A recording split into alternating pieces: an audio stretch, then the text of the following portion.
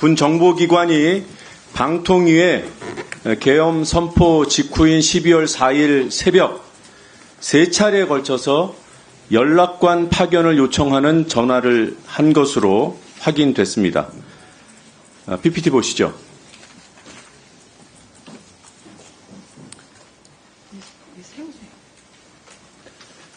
연락관을 보내라는 전화는 02748에 땡땡땡땡 이 번호로 방송통신위원회에 걸려갔습니다.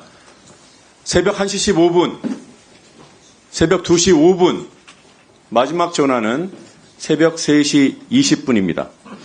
그리고 이 세 차례의 전화 가운데 한 번은 국군 심리전단으로 확인됐습니다. 국군 심리전단, 이 국군 심리전단에 대한 대통령령에 보면 심리전단의 임무가 이렇게 규정되어 있습니다. 적 또는 가상적에 대한 심리작전 실시, 그리고 점령 지역 등에 대한 선무 심리전 지원. 이게 무슨 얘기입니까? 국민을 가상의 적으로 보고 대한민국을 점령한 곳으로 보고 계엄의 당위성과 정당성을 유포하는 그런 역할을 하겠다는 뜻으로밖에 읽히지 않습니다. 특히 이 시간에 주목해 주십시오. 제일 빠른 전화가 새벽 1시 15분경입니다. 국회에서 계엄 해제 의결을 한 직후예요.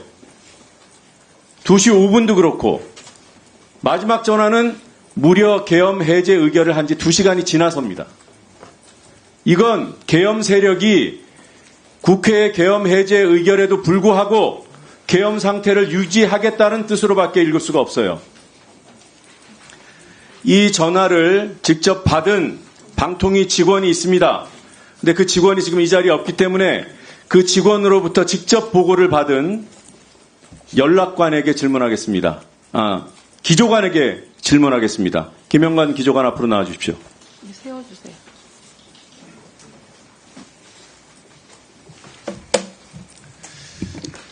네, 제가 지금 얘기한 사실관계가 맞습니까? 네, 맞습니다. 연락을 직접 받은 직원으로부터 각각 3차례 나누어서 보고를 받았습니까?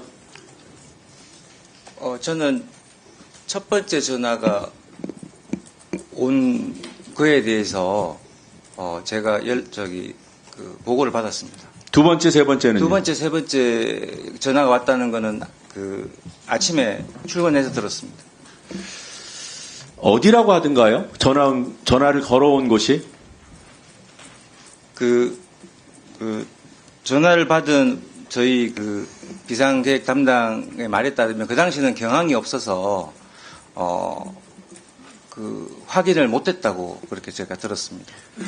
누구를, 몇 명을 어디로 보내라고 했다던가요? 그냥 보내라고만 했다고 제가 들었습니다. 아침에도 똑같은 보고를 하던가요? 네, 그렇습니다. 그 전화 통화한 분은 물론 좀 놀라셨겠지만 그래도 훈련된 분이잖아요. 그런 연락에 대비하는 분이고. 그래서 나중에 네.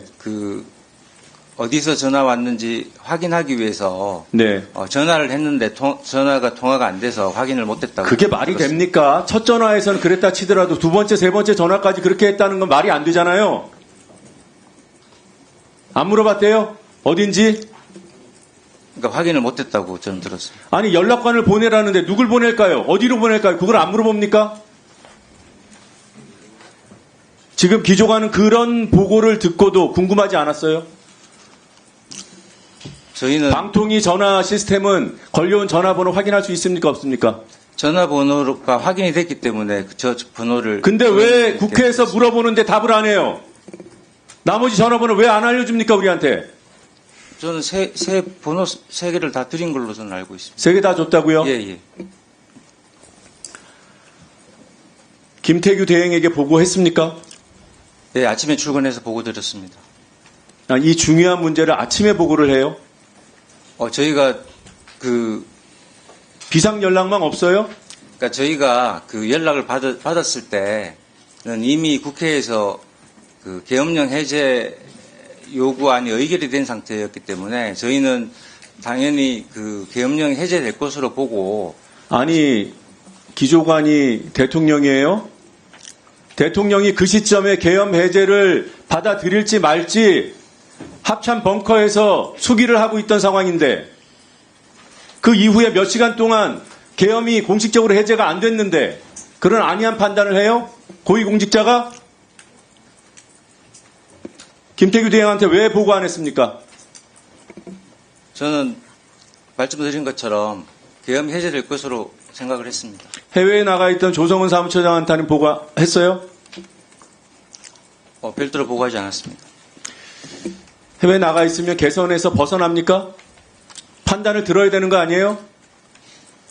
그 당시 제 기억에는 제가 그 사항을 조금 좀 그냥 엉망진창입니다. 그냥 봐야 방통위는. 된다고 생각했습니다. 혹시라도 김태규 대행의 어떤 정치적인 성향 때문에 이런 걸 보고하면 보내라고 할까봐 스스로 덮은 거 아니에요? 그렇지 않고요.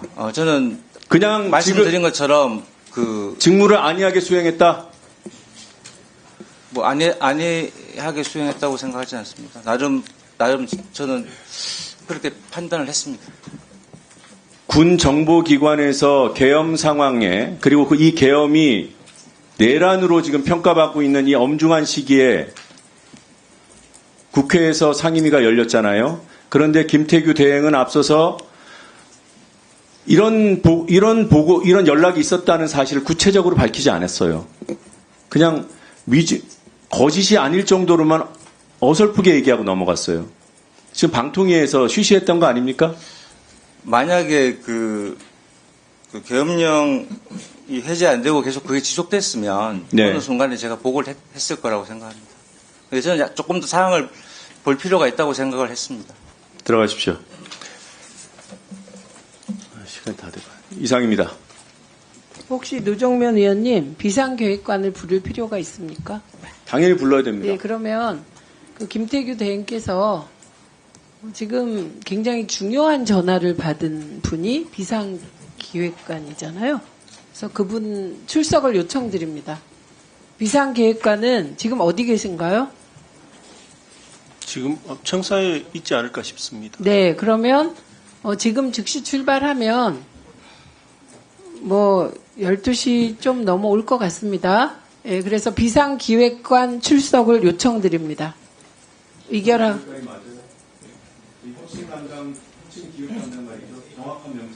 네, 혁신기획 담당관 출석을 요청드립니다. 지금 즉시. 아닙니다. 그 전화를 받은 사람은 비상기획 담당 사무관입니다. 네, 비상기획관. 잠깐만요. 그 비상기획관이 군 출신이 한 명씩 배정된 그분인가요? 예, 그렇습니다. 예, 맞습니다. 그래서 비상기획관이 전화 받은 거 맞죠? 예, 비상기획 담당 사무관입니다. 비상기획 담당관이 맞습니다. 비상기획 담당관 출석하도록 해주세요. 네, 현재 같은 역할을 맡고 있어요? 예. 실의 비상기획관. 예, 예. 지금 오도록 조치해 주십시오. 조성은 처장, 빨리 연락하십시오. 예.